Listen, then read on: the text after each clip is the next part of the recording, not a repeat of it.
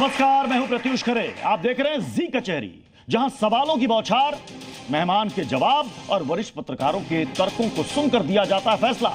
आज जी कचहरी के मेहमान से पहले आपका परिचय आज के मुकदमे से कराता हूं। आजकल यूपी में मिनी पाकिस्तान का मुद्दा सुर्खियों में। हाल ही में जगत गुरु राम भद्राचार्य जी के वेस्ट यूपी के मिनी पाकिस्तान वाले बयान पर विवाद थमा भी नहीं था कि अब बीजेपी के नेता और सरधना के पूर्व विधायक संगीत सोम ने जगत गुरु से एक कदम आगे बढ़कर कह दिया कि वेस्ट यूपी मिनी पाकिस्तान नहीं, अब फुल पाकिस्तान ही बनता जा रहा है। ये लोग देश की डेमोग्राफी चेंज करने पर तुले हैं, लेकिन बीजेपी की सरकार ऐसा होने नहीं देगी। तो आज जी कचहरी के मेहमान है बीजेपी के नेता संगीत सोम। उन्हें कटघरे में बुलाएं, लेकिन उससे पहले आज के अहम सवाल क्या है जल्दी से वो देख लीजिए। पहला सवाल, वेस्ट यूपी की मिनी पाकिस्तान से तुलना क्यों की जा रही है? क्या पश्चिमी यूपी की डेमोग्राफी वाकई में बदल रही है? वेस्ट यूपी में हिंदू आबादी घटने की वजह क्या है? सवाल यह भी कि पाकिस्तान की बात करने के पीछे क्या ध्रुवीकरण तो नहीं है? वेस्ट यूपी में कौन दे रहा है कट्टरपंथ को बढ़ावा? तो इन सवाल के जवाब जानने के लिए कचहरी में हम बुलाने जा रहे हैं उस शख्स को जो पश्चिमी यूपी में बीजेपी के एक बड़े चेहरे हैं और जो अपनी बात साफ गोई और डंके की चोट पर रखते हैं, भले ही विवाद क्यों ना हो जाए। तो जोरदार तालियों के साथ स्वागत कीजिए बीजेपी के फायरब्रांड नेता संगीत सोम जी का।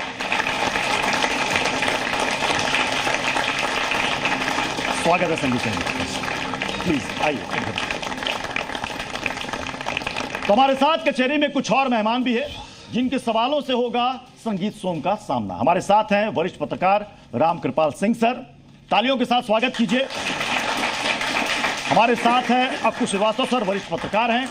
हमारे साथ हैं फैज खान जी और हमारे साथ मौजूद हैं मुमताज आलम रिजवी जी, इस्लामिक स्कॉलर हैं। तो मुकदमे की सुनवाई शुरू करें उससे पहले जज साहब, आपकी अनुमति हो तो हम एक रिपोर्ट दिखाना चाहते हैं। इजाजत है, प्लीज प्ले करें। वेस्ट यूपी को मिनी पाकिस्तान कहने की शुरुआत राम भद्राचार्य के इसी बयान से हुई थी। इसके बाद बीजेपी के नेता संगीत सोम ने भी इस मुद्दे पर विवादित बयान दिया। संगीत सोम ने कहा कि वेस्ट यूपी मिनी पाकिस्तान नहीं, अब पाकिस्तान ही बनता जा रहा है। ये लोग देश की डेमोग्राफी चेंज करने पर लगे हैं, लेकिन बीजेपी की सरकार ऐसा होने नहीं देगी।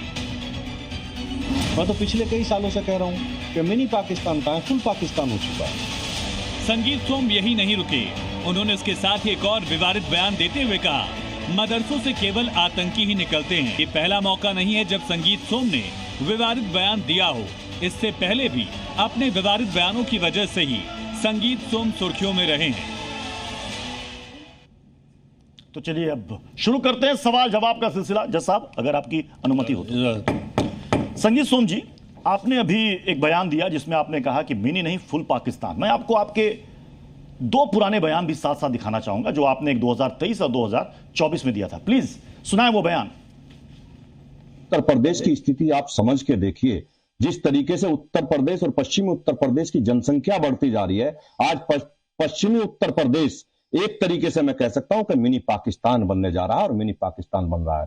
वेस्ट यूपी कभी नहीं बनना चाहिए, ये मैंने पहले फिर कहा था, मैं फिर उसी बात को दोहरा रहा हूं। वेस्ट यूपी नहीं बनेगा, ये मिनी पाकिस्तान बनेगा और हम हिंदुस्तान में पाकिस्तान नहीं बनने देंगे साहब। भद्राचार्य जी इतने बड़े संत हैं और उन्होंने अगर कोई बयान दिया है तो बड़ा सोच समझ के दिया होगा। उन्होंने मेरठ नहीं पूरे पश्चिम को कहा कि मिनी पाकिस्तान बन रहा है, लेकिन मैं तो उससे आगे हमेशा से कहता आया हूँ।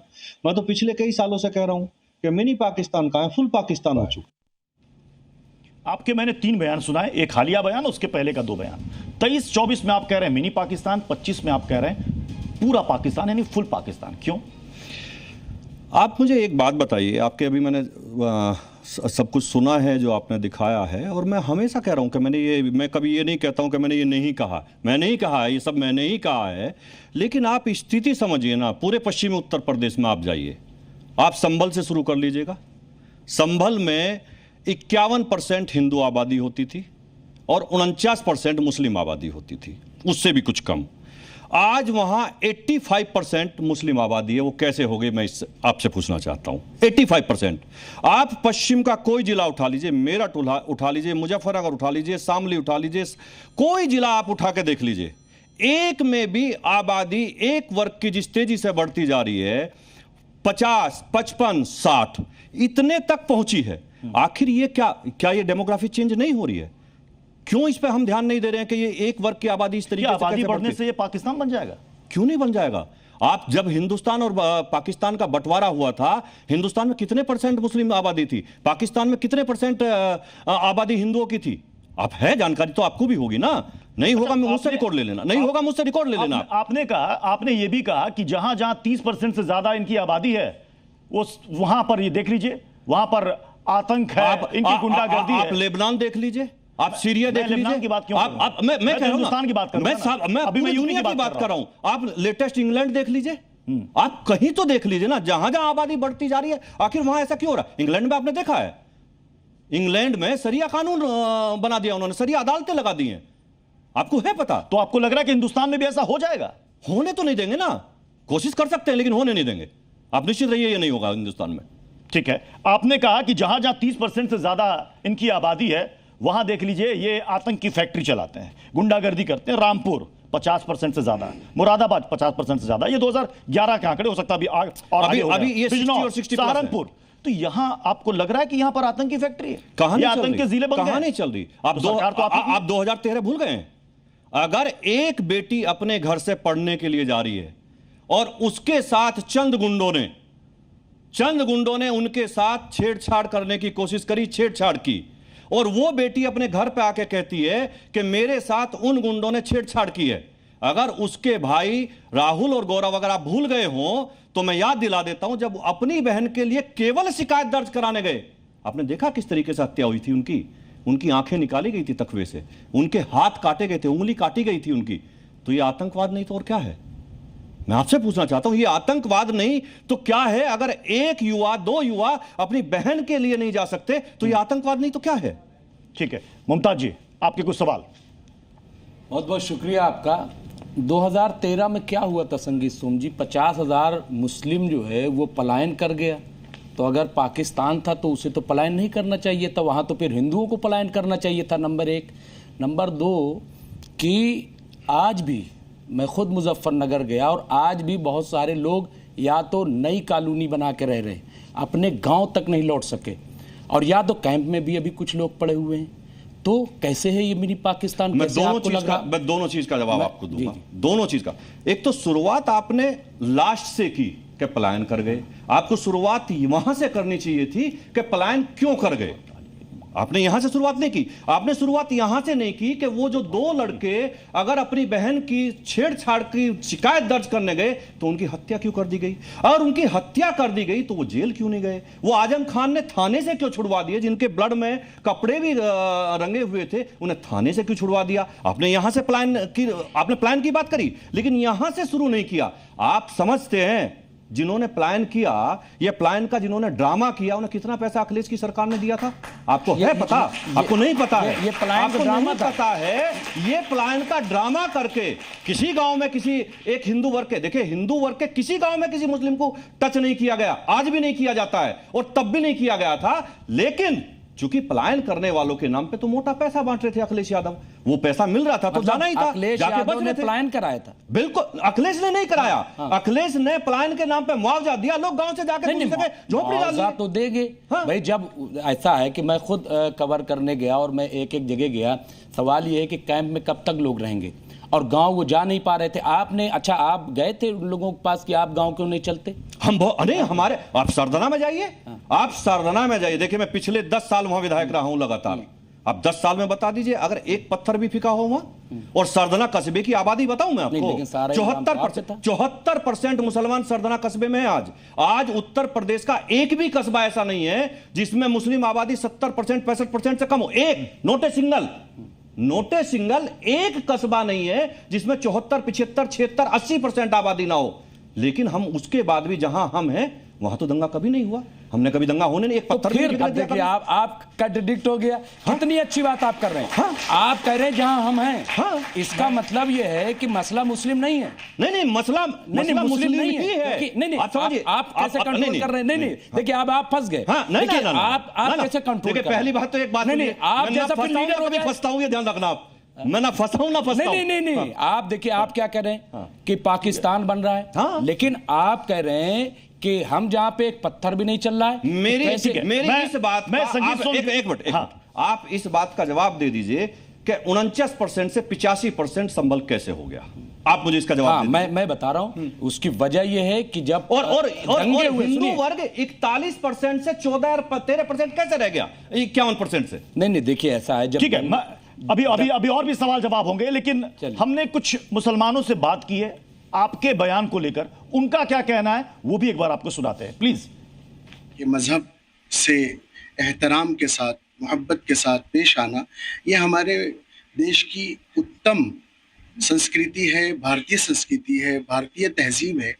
ऐसे वक्त में जहाँ हमें मोहब्बत और एक दूसरे के जज्बात के कद्र की ज़रूरत है, एक ज्ञानी, धर्म का ज्ञानी इस तरह की बातें अगर कर रहे हैं तो मैं समझता हूँ कि ये उचित नहीं है। इन लोगों को इन चीज़ों पे पॉलिटिकल में नहीं पढ़ना चाहिए, अपने जनता की सेवा करना चाहिए, जनता की सेवा के लिए बनाया गया है। रही बात ये है कि महिलाओं की बात, मोहम्मद रसूलुल्लाह सल्लल्लाहु अलैहि वसल्लम के आने से पहले, दुनिया में जब आने से पहले लड़कियों को जिंदा दरगोर कर दिया जाता, दफना दिया जाता था। अल्लाह के रसूल दुनिया में आए, उनकी तालीम दी, औरतों को जितना सम्मान और जितनी इज्जत इस्लाम धर्म में है, मैं समझता हूँ कि सबसे पहले सम्मान देने का काम अगर किया है तो इस्लाम ने किया है। कुछ और लोग भी हमारे साथ मौजूद है, आप बताएं किस तरीके से देखते हैं? वो कह रहे हैं कि महिलाओं की दुर्गति होती है, बच्चे पैदा करते हैं और फिर 3 तलाक दे देते हैं। ये जितनी भी चीज़ें ये लोग बोलते हैं ये सरासर गलत है। हमारा इस्लाम सबसे आगे। सुने, आपका वो बयान है कि मुस्लिम महिलाएं जो है ये बच्चा पैदा करने उसी पे वाली आपको मशीन बन गई है। मैं उसी पे आपको जवाब देना चाहता हूं। देखिए, सनातन धर्म लाखों करोड़ों साल पुराना धर्म है और ये अकेला धर्म है जिसने महिलाओं को मां की और देवी की उपाधि दी है। इसके अलावा ये वास्तविकता है कि मुस्लिम धर्म में क्या महिलाओं का सम्मान है वो आप भी जानते हैं और मैं आपके कैमरे के सामने कह रहा हूं, बच्चा बनाने की मशीन नहीं है मुस्लिम महिलाएं। वो बच्चा बनाने की मशीन नहीं है साहब। और 25 बच्चे पैदा करेंगे, 24 बच्चे पैदा करेंगे और उसके बाद 3 बार तलाक तलाक तलाक कहेंगे और वो खत्म। मैं तो मुस्लिम महिलाओं से मैंने अपील की है, आपने देखा होगा उसमें वो नहीं दिखाया आपने। मैंने मुस्लिम महिलाओं से अपील की है कि इस अत्याचार के खिलाफ खड़ी होइए और विरोध करिए खड़े होकर कि मैं बच्चा बनाने की मशीन नहीं, मैं मां हूं, मैं देवी हूं, मैं मां हूं। ये महिलाओं को सम्मान अगर कोई देता है तो वो सनातन धर्म देता है। और मैं डंके की चोट पे कह रहा हूं कि मुस्लिम धर्म केवल और केवल महिलाओं को बच्चे बनाने की मशीन समझता है, बाकी इसके अलावा कुछ नहीं समझता। अच्छा, आपने एक बात और कही है, आपने ये कहा है कि मदरसों में आतंक का पाठ पढ़ाया जाता है। वो मैं बयान आपको एक बार सुनाता हूं, उसके बाद आपसे सवाल करूंगा। प्लीज बयान सुनाइए। मदरसों में से तो आतंकवादी निकलते हैं, मदरसों से कोई इंजीनियर, आईएएस, डॉक्टर नहीं निकलता। वो सरस्वती शिशु मंदिर या सनातनी स्कूलों से ही बच्चे पढ़ के जो जाते हैं वही आईएएस, आईपीएस, डॉक्टर और देश की सेवा और देश की भावना का काम करते हैं।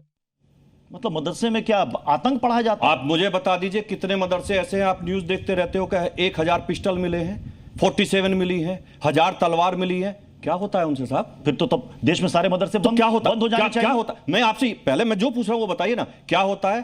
पढ़ाई की जगह में, शिक्षा की जगह में AK-47 का क्या मतलब है? वहां तलवार का क्या मतलब है? वहां वेपन रखने का क्या मतलब है? आप मुझे बता दीजिए ना। और कितने मदरसों से पढ़ के आईएएस, मैं अभी भी कह रहा हूं, मुझे लिस्ट दे दीजिए कितने आईएएस और आईपीएस बने, उनकी लिस्ट दे दीजिए ना मुझे, कितने बने, इंजीनियर बने कितने? देश के पहले राष्ट्रपति डॉक्टर राजेंद्र प्रसाद जी ने पढ़ाई की है, मुंशी प्रेमचंद जी ने पढ़ाई की है। अगर कोई अब्दुल कलाम ने पढ़ाई की तो क्या छोड़ दीजिए, अब्दुल कलाम, आप रेयर केस छोड़ दीजिए। अच्छा, रेयर केस, अब्दुल कलाम की बात आप मत करिए और अब्दुल कलाम को केवल मुस्लिम मत मानिए आप। नहीं, अब्दुल कलाम की बात आप मत करिए। कमाल हो गया। अब्दुल कलाम, देखिए मैं आज भी कह रहा हूं, मेरी ये बयान नहीं सुनाएंगे आप। अब्दुल कलाम जैसा मुसलमान इस भारत में हो जाए तो भारत कहां पहुंचेगा ये आप सोच नहीं सकते। एक मिनट, अटल बिहारी वाजपेयी की सरकार थी, मदरसों की जांच हुई, श्वेत पत्र जारी किया गया कि नहीं किया गया? एक मिनट रुक जाइए। दूसरा, जब आईएस का पूरी दुनिया में खौफ था, टेरर था, तो आप देख लीजिए उस वक्त हमारे गृह मंत्री कौन थे? राजनाथ सिंह जी। उनका स्टेटमेंट सुन लीजिए कि हमारा देश आईएस से बिल्कुल प्रभावित नहीं है। एक भी केस यहाँ पे निकल के नहीं आए। बार बार मदरसों की जांच हो रही। फिर अगर इतना आप है मुझे तो बता आप दीजिए। 7-8 साल आपकी सरकार आप मुझे हो गई। बता दीजिए। आप मैं यही कह रहा बताइए, हूं। एक भी मदरसे आपने दहशतगर्दी के नाम पे बंद किया? हाँ, बहुत मदरसे बंद हो रहे हैं। नहीं, बहुत हो रहे बंद हैं। किया नहीं। और सुनिए, और मैं एक भी बता अगर दूं, दहशतगर्दी जवाब को भी ले बंद लीजिए ना। कीजिए। साथ के साथ जवाब लेता रहे, लंबा हो जाएगा, थोड़ा जवाब लेते रहिए साथ के साथ। आप मुझे एक बात बताइए कि सरकार ने एक आदेश किया कि सभी मदरसों को कंप्यूटराइज किया जाएगा, उनमें शिक्षा की अच्छी व्यवस्था की जाएगी। क्यों देश के सभी मौलवियों ने उसका विरोध किया? नहीं, बिल्कुल क्यों विरोध? नहीं, सबने विरोध किया, अपनाया। लेकिन सेंट्रल गवर्नमेंट से, एक मिनट मैं बता रहा हूं, हाँ। सेंट्रल गवर्नमेंट से 2 टीचर 2 कंप्यूटर देने की बात हुई थी, दिया भी गया, लेकिन सैलरी उनकी नहीं दी गई। कई महीने यूपीए गवर्नमेंट में भी और आपका सवाल। गवर्नमेंट में। फैज खान जी, आप पता कर लीजिएगा। बिस्मिल्लाहिर्रहमानिर्रहीम। भारत माता की जय। आदरणीय जज महोदय, आपकी अनुमति से एक सवाल मैं इनसे करना चाहता हूं। पहली बात तो हमको अपने अंदर सुधार करना चाहिए। जब भी कोई प्रगतिशील मूल्य की बात आती है तो मुस्लिम समाज का कुछ कट्टरपंथी वर्ग उसका विरोध करता है, ये सत्य है। और मोदी जी ने बहुत सारी प्रगतिशील चीजें लाई भी हैं और कट्टरपंथियों की ओर से उसका विरोध भी हुआ है। संगीत सोम भैया, डेमोग्राफी चेंज वाली आपकी जो बात है उससे मैं सहमत हूं। मैं खुद राष्ट्रवादी मुसलमान हूं और मैं खुद चिंतित हूं इसके लिए। जहां ईसाई बहुसंख्यक हुए क्या हुआ, जहां मुस्लिम बहुसंख्यक हुए क्या हुआ, पाकिस्तान बन गया Bangladesh. I am agree with this point.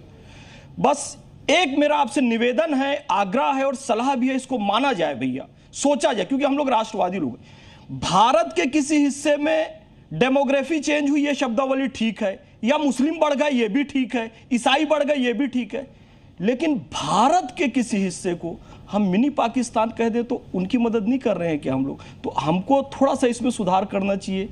इस पर थोड़ा सा मुझे केवल एक बात बता दीजिए कि जिस टाइम भारत और पाकिस्तान का बंटवारा हुआ, क्या किसी देश के हिंदू ने यह मांग की थी कि हमें बंटवारा करना है, हमें बंटवारा चाहिए? ये मांग किसकी थी?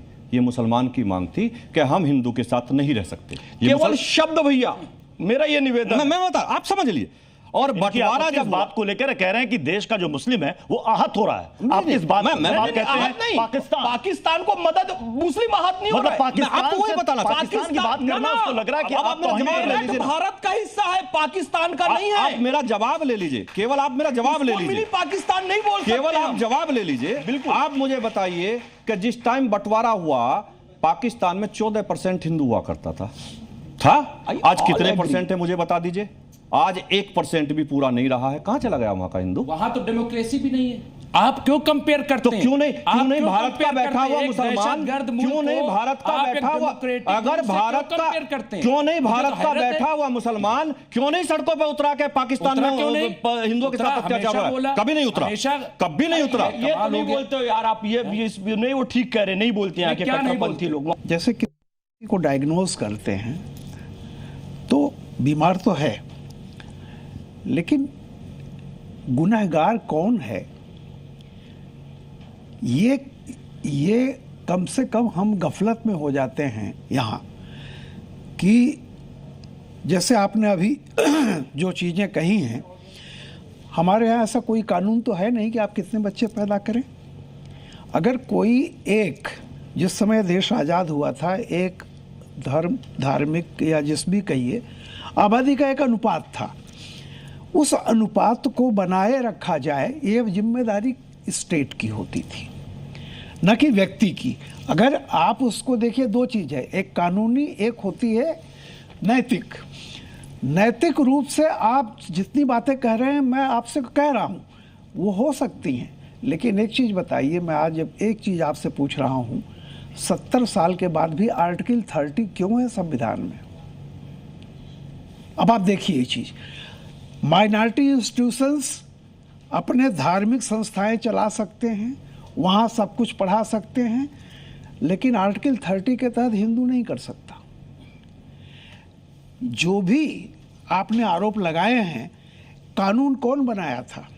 इस देश की सत्ता। देखिए, अगर कोई चीज़ कहीं डेमोग्राफी चेंज हो रही है इलीगल तरीके से, यानी अगर घुसपैठिया आ रहा है, तब तो हम मानते हैं कि वो अवैधानिक है। लेकिन अगर एक हमारे बगल में मान लीजिए रसूल चाचा रहते हैं, उनके 10 बच्चे हो गए, तो उन्होंने कौन सा अपराध किया? उन्होंने तो नहीं किया है ना। तो मेरा ये कहना है कि 47 से 52 में पहला इलेक्शन हुआ था, वहाँ से लेकर के आज तक जिस तरह की वोट के लिए एक अपीजमेंट की पॉलिसी इस देश में चलाई गई है, उसके लिए हम खुद जिम्मेदार हैं।